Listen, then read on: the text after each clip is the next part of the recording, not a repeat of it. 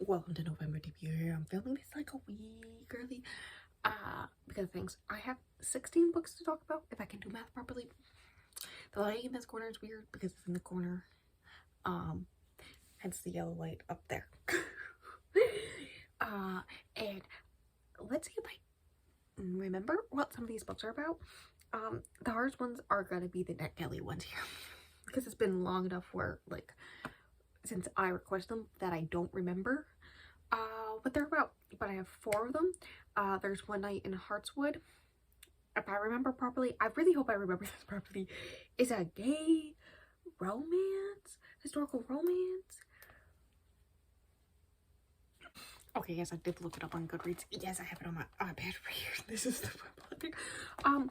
Okay. I like looked out like 5 words in the synopsis, and suddenly I remembered. One of them's sister's betrothed runs away, and so in order to save the honor of his sister and whatnot, he has to run and find this man and bring him back so that he can go through the wedding to his sister. But then they kind of fall in love. Seems like a good time.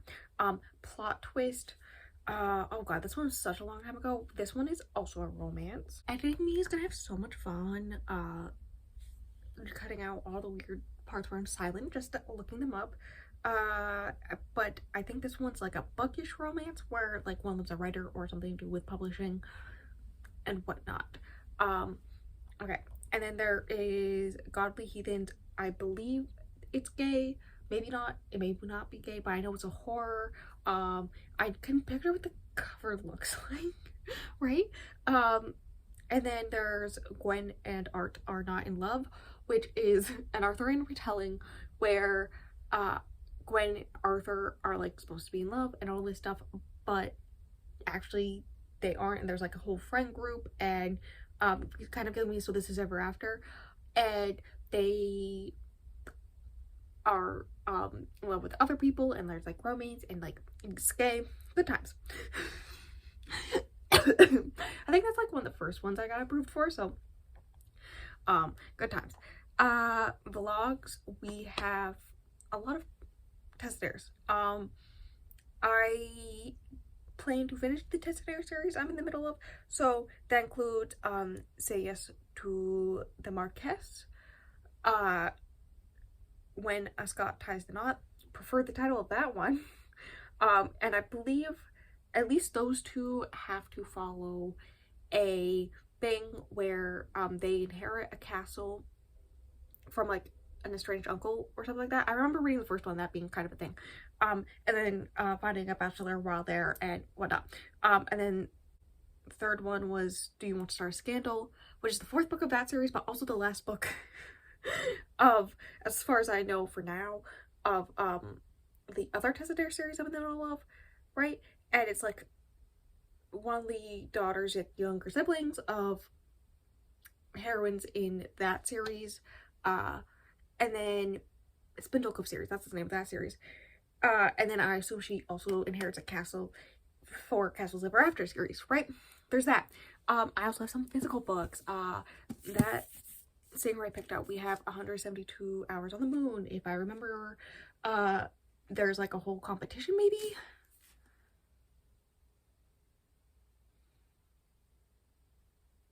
Yes, there's like a lottery thing, and so the winners of the lottery are some teenagers, and they get to go to the moon because of it, that no one's been on in decades or whatnot, and then some weird stuff happens. I know it's a kind of thrillery sci-fi thriller that Bestie bought me, or got me 2020, Christmas 2020. So I've had it for nearly 3 years, and I'm just gonna start, I'm gonna read it now because that's so me coded. But yes, exciting. The cover feels nice on that one.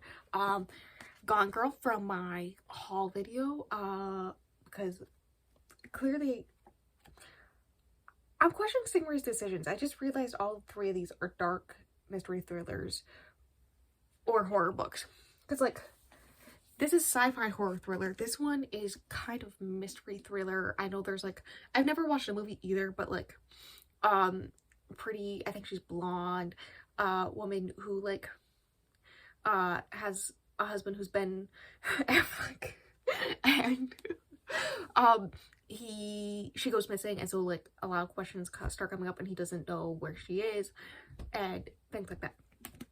And then the third one of a similar vein, which is also a mystery thriller, Days of Darker. I did say in the video where I was talking about all the books on my shelves that this one is by an author that I've read 2 books by, one of which was fine. I got it from NetGalley this year. It was fine. And then another one, the second one, it is on the bottom of the pile of books that you're on for my unhot pile. Like, I rated it 1.5 stars. I did not like it. And I did not know this was the same author when I originally got this one. So, I'm scared of it, but I remember something to do with maybe inheritance, almost like a deserted type island, locked island type thing. Like a locked door, but on an island mystery thriller. The issue is that I'm not sure if I like locked door mysteries.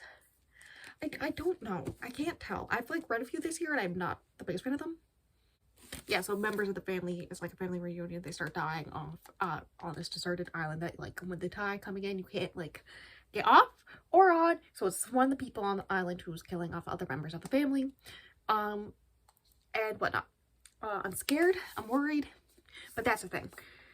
For the podcast, we have 4 books, of course. So we have Come Closer, which I believe is one about a woman who is like being possessed, right? And so it's like the horror of her being possessed and not being able to control her own body and whatnot, if I remember properly. There is the second book in the Sabine series by Katie Broderick. I don't know anything about it because I haven't read the first one. I do remember there's like some political stuff with brothers coming to this town to like get back what they deserve and whatnot, and